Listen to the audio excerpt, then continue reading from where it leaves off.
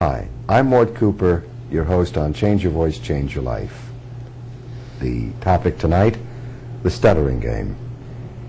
Is stuttering really a game? You ever see people do that with it turns you off? Just think of the person who has the problem and what it's doing to that individual. People who stutter fear speech. They're not themselves. They lose the persona that really is their naturalness. They're not at one. They're not at ease with others, let alone themselves. Is stuttering a problem that really deserves attention? Not only, in my opinion, does it deserve attention, there are answers to it.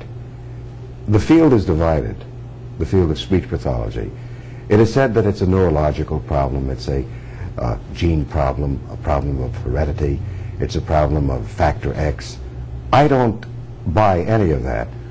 I believe that stuttering is something that we do to ourselves, and we create the problem through stress, tension, pressure, and develop a habit pattern that makes us do that. I don't stutter, but individuals who do stutter that I sometimes work with tell me that I am a stutterer because I bobble, I hesitate, I repeat. We have an individual with us, because he is an individual, Aaron Weiner, a guest on the Stuttering Game, to talk about what stuttering is. He knows. He lived it. And I think that he can tell you about how you can beat it. Aaron Weiner, welcome to Change Your Voice, Change Your Life. It's great to see you again, Dr. Cooper. How long has it been? Gee, we worked together in 78 or 7, so it's been almost a decade since I've seen you. 10 years. You haven't changed a bit. You were a young 22, 23-year-old then? 23, yeah. And you were a stutterer. I was indeed, from as far back as I could remember, I think. Why don't you tell us about what happened, how you became a stutterer? Well, it's interesting. It's hard to say when I became a stutterer because it started way back in my childhood. It's not like a person who has an accident and loses their sight or their hearing or something like that. It's basically the way I learned to talk, out in the open in school and so on and so forth. As far back as I can remember, I saw a lot of doctors when I was a small child. So, I mean, I'm sure it started back when I was about, like at 6 or 5 or 6 or something like that, probably when I started school. And it seems to me that I had a doting mom and dad who probably, when I began to learn to speak, I bobbled a lot, more than their ear was accustomed to. And their sin, their crime was in trying to correct me when I was just learning how to speak. I was kind of a small,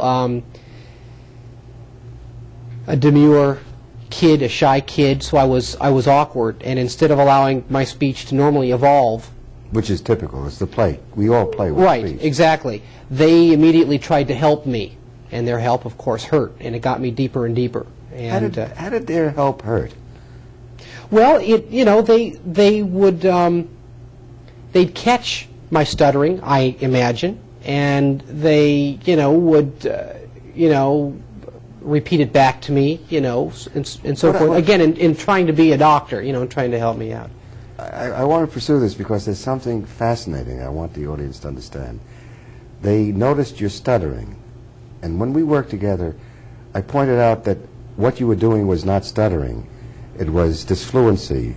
Disfluency means that you weren't using words fully as they could be, like you did that. That's a hesitation or a repetition, or you prolonged a word. Kids do that. There are 45 per 1,000 words as you're growing up between the ages of 3 and 5 and 6. Kids do that all the time. It's play with sound.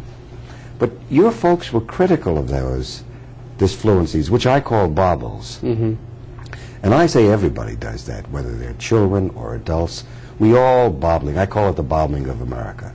But your folks tuned into it and feared that it was stuttering.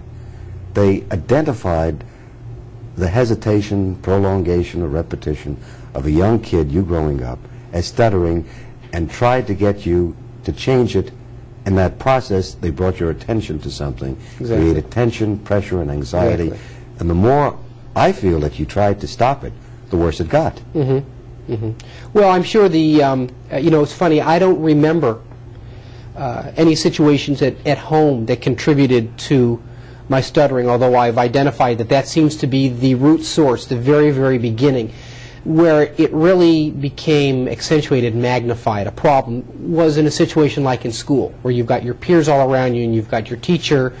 You know, back in the old days when school was important, you know, you dress nice for school and you brought the teacher an apple and so forth. Are you saying school is not important anymore? Well, I don't know. I don't like. You're only 32. A lot of kids, you're only 32, and you're saying that. Those kids today. I don't know. Have you joined the older generation? Say, right, exactly. But it seems to me it was about at like age 9 or 10 that it was really a problem, and that was about when I started to see doctors. I won't say any names, but they very much identified with the side of the issue that you defined at the beginning of the show as kind of a neurological problem. One doctor's approach was to sit me on the floor behind his desk while he did his billings, and he had a little, like a cabinet with some toys in it, and I'd play with his toys for half an hour, and then my mom would come and pick me up, and God knows what he charged my folks. I mentioned his name to you a long time ago. You'd heard of him. He's a well-known doctor. I won't mention his name now. He might be deceased now, for all I know. But he didn't do anything in the sense of... He didn't do anything. Another doctor who was a better doctor, a kind man, and a good guy, tried more of the physical approach, a therapy approach, you know, with hearing and earphones and all that kind of stuff. And again, I got nowhere. And I really didn't see a doctor in a formal arrangement until I saw you. Now, that was a long time afterwards. That was, 8 or 9 or 10 years you were later. 22 years of age. What was the approach that I took with you that eventuated in your recovery from stuttering? Well, it was sure. You recovered from Yes, I would say I have. I have my moments. I have my tired days. It's a habit. Again, it's a habit, a physical habit that I ingrained in my subconscious mind that may never go away. I've got a scar, but it's only a scar. And it only appears on, again, on days when I'm overtired or whatnot. I pretty much can work my way out of it, however. It was a twofold approach. I credit yourself and myself. Number one, I was a little bit older and perhaps prepared to deal with it. I'd basically had it. I'd had enough of it, and I was ready to drop that thing like a hot potato. Really, I think the key is what you told me, is that there isn't anything wrong with me. That what I've got I can shed like this. That's Just right. say the word. That's right. Every other doctor was, well, I think his problem is this, and I think his problem... Suddenly I had a problem, a real problem. You basically said, this is really very easy. It is. And you explained to me that everybody has disfluencies. Bobbles. And they bobbles. We repeat, we hesitate, they stammer, they stutter. And we go, and we say what we don't want to say. We are filled with the bobbles, all of us. You made me recognize that it's my quest for a perfect speech pattern that made me block. I was not a nervous stutterer, in that kind of sense, but I blocked that, Well, blocking is an attempt to force it out just right. Just right. It's like a feedback loop in your brain. You're monitoring your speech too closely, and before you say it. It's almost like a cramp in a sense. It's a cramping of the muscles. In a way, it isn't actually a cramping, like it's more like a cramping in your mind. Well, it is. It's a crimping and a cramping because you begin to anticipate before you say the sound. Exactly.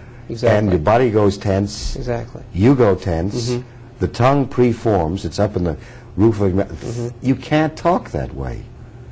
So you become abnormal, and your speech is worse because of your desire to be perfect. Exactly. what changed you? What moved you from stuttering Well, it was to the rest of us? It was the the rest of us. The rest of us. It was the examples that it was the illustrations that you gave me. It was the voices that you impersonated of Kissinger and Sadat and people. And you said, look and listen to some people, and you'll see that they bobble. And then basically you forced me, you demanded that I incorporate bobbles. And it was tough at first. You're telling a stutterer to stutter. I mean, you talk about holy cow. I didn't say to a stutterer to stutter. Well, no, you didn't. You didn't say it. You didn't say in those words. I wanted the stutterer to bobble. The stutterer is like everybody else. In my view, there is no neurological, there is no gene difference, no blood difference, no factor X.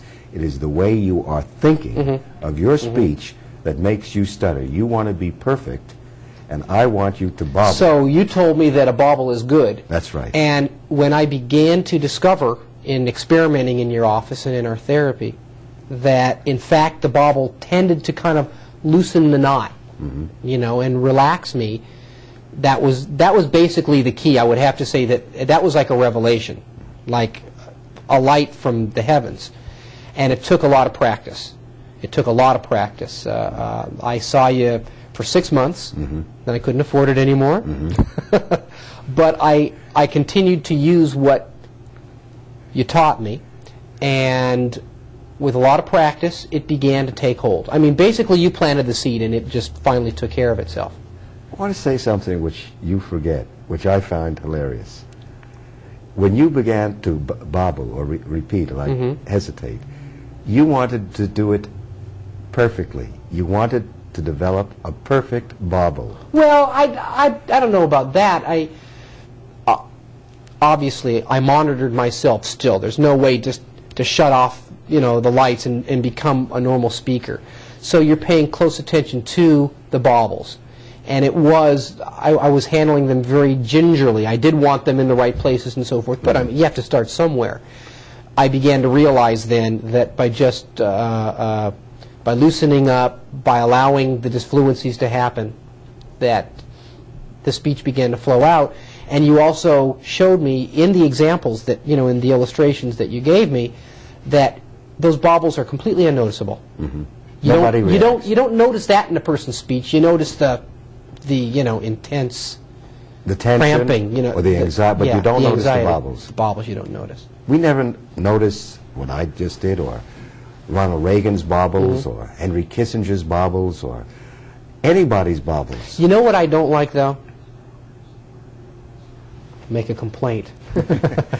It's when you see these guys like Johnny Carson, these great speakers on TV, these really terrific guys, or a radio guy, a DJ. I mean, now these guys are professional speakers. Now, perhaps one of the problems is that in the TV generation, I modeled my speech and so forth after these stellar examples, which are not, your everyday real-life examples. These people, when they bobble, it's like, big drum roll, and everybody laughs. It's like these guys never make a mistake, or they're completely self-effacing, like, oh, I can't talk today.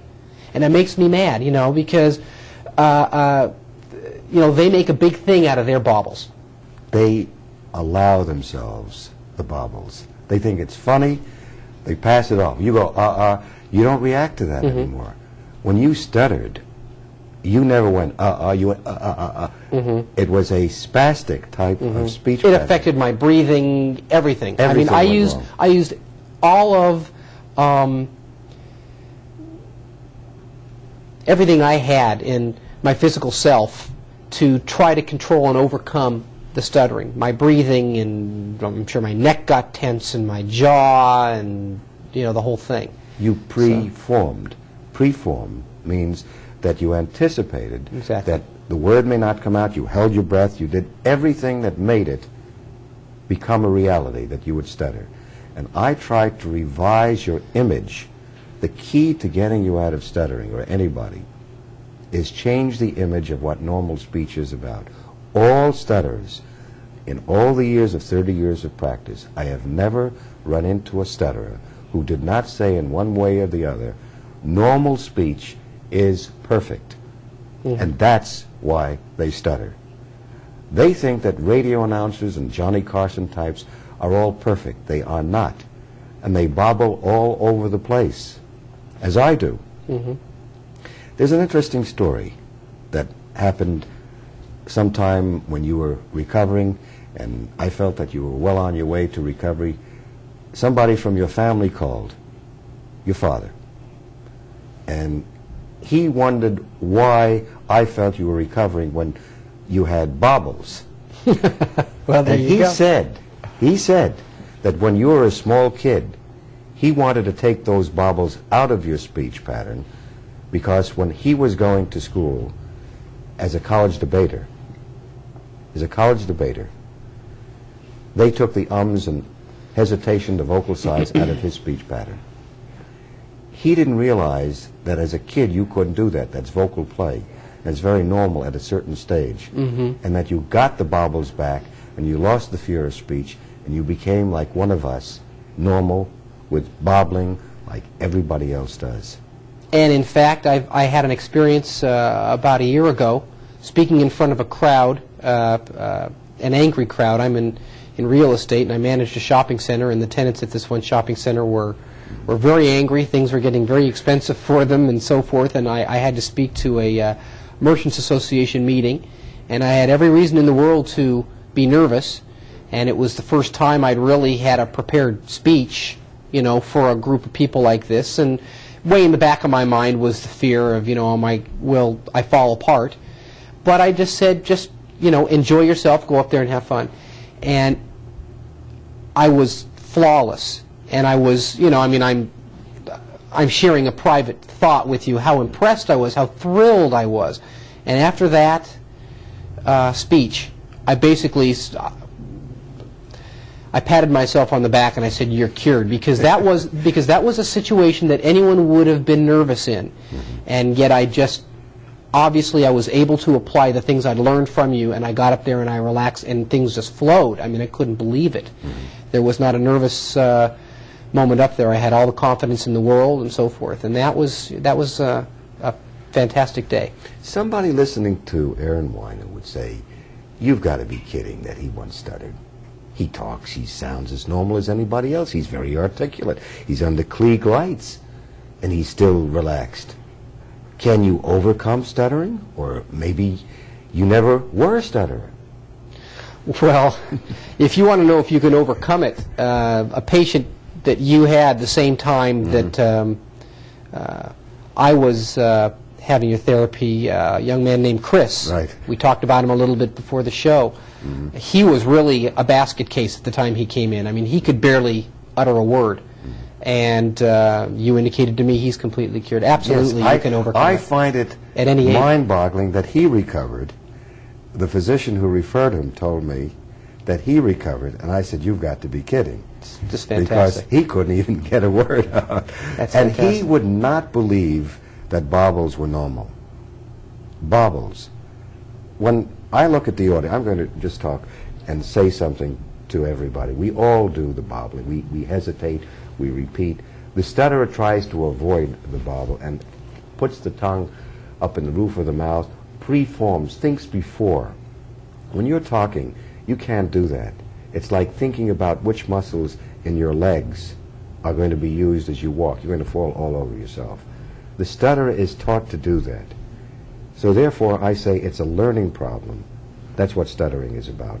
And it's not a problem of neurology, it's not a problem of genes, heredity, whatever else others find. I don't find it. My experience is, over the years, 30 years of practice, at Stanford University, I was privileged to be the director of the outpatient, of the adult stutterers group there, and we were very successful with adults.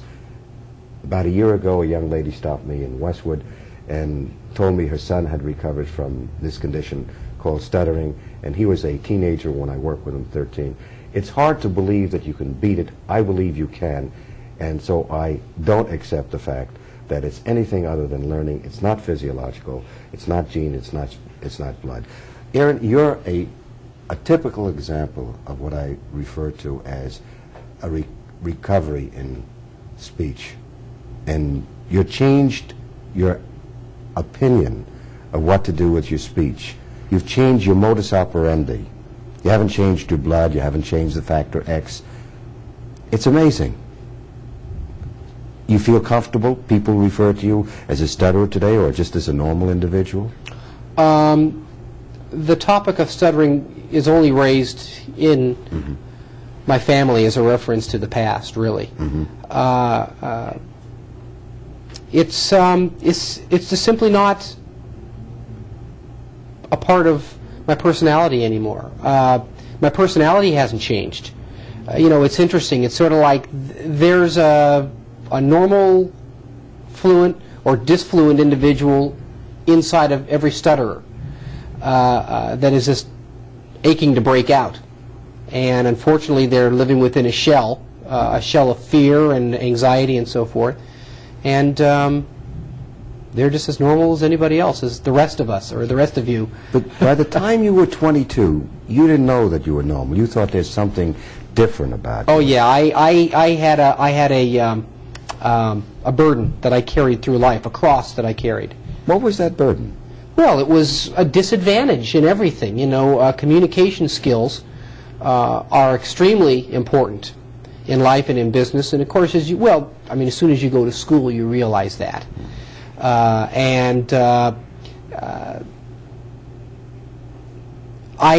had a real handicap in that area, and I looked for other outlets. I got into music, and that was an excellent outlet. I noticed I never had a problem when I sang. You've probably got a theory about the rhythm and the tone and so on and so forth. Other things begin to take over. That was always a curiosity to me when I was a little kid, why I could sing a song and never have a problem. Why can you talk when you're by yourself? Why can you talk when you're with pets? Because nobody is judging you. Your image is not coming to the fore. It's that image of yourself, that you're a failure, that you're not going to be perfect. You didn't fail as a singer, did you? No. But you failed as a speaker, so you have success in one area, and you go out and do what is very normal to you, and you don't think about it. But you have this backlog of fear when you speak. You're a failed person. What does that do to you? It handicaps you? Yes, very, very much. I've sort of qualified myself, and even to this day, I consider myself to some extent, or in a lot of circumstances, shy and tentative, and I really think I credit that with my stuttering. The stuttering went away, but that doesn't mean that everything that's a part of the package drops away that easily. I mean, I'm okay. I'm not, extra shy or anything like that, but it really very, very much affects your self-image, your self-esteem. In areas beyond communication, because your communication is like your nose, and it's your face, it's your front. It's the only thing you have to really present yourself. It's your first impression. It's your first impression to everybody, and if that's flawed, then oftentimes the outside world won't get beyond that to see that what's inside is really very intelligent or very articulate, perhaps, or whatnot. Unfortunately, people do attach a lot of importance to the sound of one's voice and the look of one's face. I wish I were a few inches taller. I mean, that would help a lot in this world and so forth. But it was a tremendous, exciting, uplifting kind of a feeling when I realized that really I'm over this, that I can address anybody and I'm not afraid to talk to anybody. A few good experiences, and you work very hard to replace all of your bad habits with those few good experiences, so that when you think back, you say, hey, I can do this. Aaron Weiner is in control of his own communication now, right? There's an expression in Willie Shakespeare, the fault lies not in our stars, but in ourselves.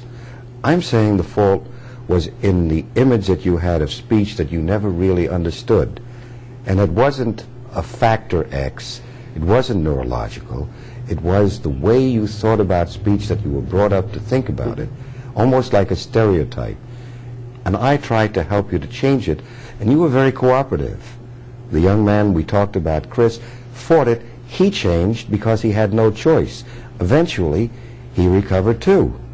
I think the problem basically lies in the willingness of the individual to say, there's an answer. I'm going to learn the answer. Maybe it's the way I'm thinking of my problem.